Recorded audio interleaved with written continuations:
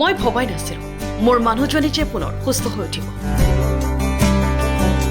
ভবাই নাছিলোঁ যে মানুহজনীজন উঠিব পাৰিব আৰু আগবাঢ়ি মোৰ লগতে যে সংসাৰখন চলি কৰি যাব পাৰিব। মই তেওঁৰ লগত লাগি থাকোঁতেই হাজিৰা কৰিবলৈও ওলাই যাব পৰা নাছিলোঁ। মই মানে তেওঁৰ লগত থাকি মই হাজিৰা কৰি যাব পৰা নাই।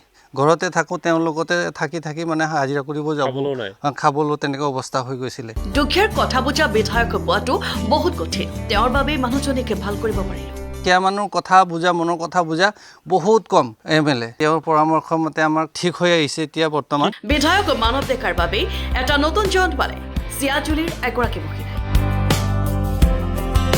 নাৰ্ভৰ সমস্যাত ভুগি খোজকাঢ়িব নোৱাৰা হৈ পৰিছিল এই মহিলাগৰাকী। কঁকালত ভৰিত এনেকুৱা বিষ হৈ পিনে বিচনাৰ পৰা উঠিব পৰা নাই। নাৰ্ভৰ কাৰণে আমিতো এতিয়া ডক্টৰৰ কামটো নাজানো, তেওঁ বিষৰ কাৰণে উঠিব পৰা নাই, বিষত চিঞৰি থাকে, গোটেই ৰাতিটো টোপনি নহয়। দিন হাজিৰা কৰা স্বামীৰ বাবে কঠিন হৈ পৰিছিল তেওঁক চিকিৎসা কৰাটো। পইচা পাতি ইফালে যিখিনি হাজিৰা কৰি চলি ফুৰা মানুহ, যিখিনি পইচা পাতি আছিলে গোটেই শেষ কৰি এতিয়া আমি গুৱাহাটীলৈ যাবলৈ অক্ষম হ'লোঁ।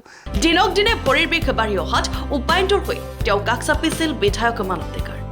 তাৰপিছত আমি মানৱ ছাৰক লগ কৰিব গ'লোঁ, তেওঁ কিবা এটা পৰামৰ্শ দিলে, তেওঁ সেইমতে আমি গ'লোঁ। আৰু লগে লগে বিধায়কগৰাকীয়ে দায়িত্ব ল'লে মহিলাগৰাকীৰ সম্পূৰ্ণ চিকিৎসা।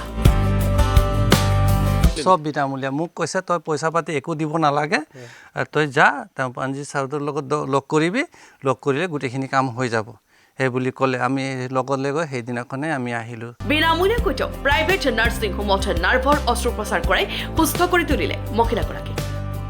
প্ৰাণজীৱ দত্তই কামখিনি হাতত লৈ এইখিনিলৈকে আপোনাৰ শনিবাৰে অপাৰেশ্যন কৰি 4 দিন আমাক ভিতৰত ৰাখিলে। আমাৰ সমৰ্পিতত অপাৰেশ্যন কৰি 4 দিনৰ মূৰত আমাক ছুটি দিলে। সঁচাই মানৱ দৰদী বিধায়ক মানৱ ডেকাৰ বাবেই এনেকৈ হাঁহি বিৰিঙিছে বহু পৰিয়ালৰ মুখত। বিধায়কগৰাকীৰ বাবে পত্নী এটা নতুন জীৱন পোৱাৰ বাবে তেওঁক ধন্যবাদ জনালে এতিয়া মহিলাগৰাকীৰ স্বামী। মানৱ ডেকাই যিখিনি কৰিলে আমাৰ ভগৱান ৰূপে তেওঁ আমাক কৰি দিলে, তাৰ কাৰণে বহুত বহুত আশীৰ্বাদ দিছোঁ। Bureau report, Lakhimpur.